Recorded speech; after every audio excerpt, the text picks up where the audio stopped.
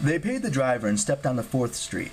Compared to Vancouver, downtown Anchorage was tiny, more like a college campus than a city. But Hazel looked amazed. "It's huge," she said. "That's where the Gilch's Hotel used to be. My mom and I stayed there for our first week in Alaska, and they've moved City Hall. It used to be there." She led them in a daze for a few blocks. They didn't really have a plan beyond finding the fastest way to get to the Hubbard Glacier, but Percy smelled something cooking nearby. Sausage, maybe. He realized he hadn't eaten since that morning at Grandma Zhang's. "Food," he said. "Come on."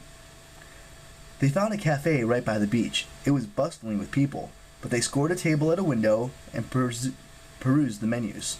Frank whooped with delight. 24-hour breakfast!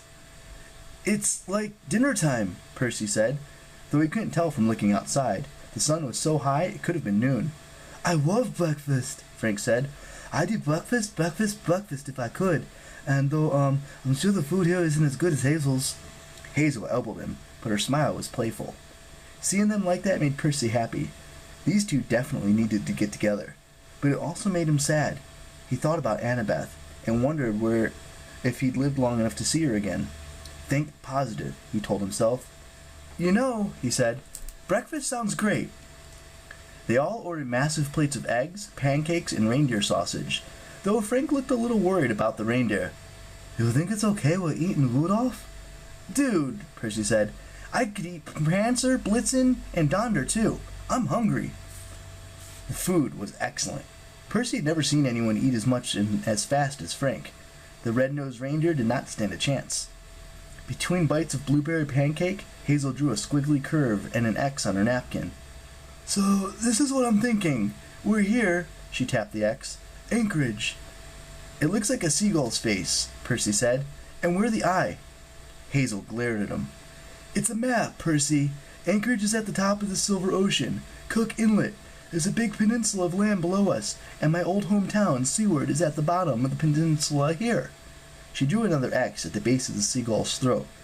"That's the closest town to the Hubbard Glacier. We could go around by sea, I guess, but it would take forever.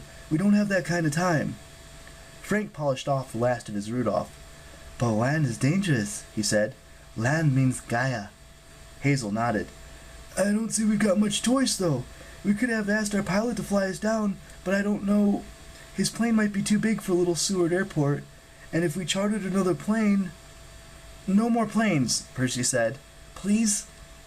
Hazel held up her hand in a practical gesture. "It's okay. There's a train that goes from here to Seward. We might be able to catch one tonight. It's only a couple of hours."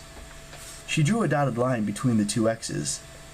"You just cut off the seagull's head," Percy noted. Hazel sighed. "It's the train line. Look, from Seward, the Hubbard Glacier is down here somewhere." She tapped the lower corner of the napkin. "And that's where Alclonius is." "But you're not sure how far?" Frank asked. Hazel frowned and shook her head. "I'm pretty sure it's only accessible by boat or plane." "Boat," Percy said immediately. "Fine," Hazel said. "It shouldn't be too far from Seward, if we can get to Seward safely."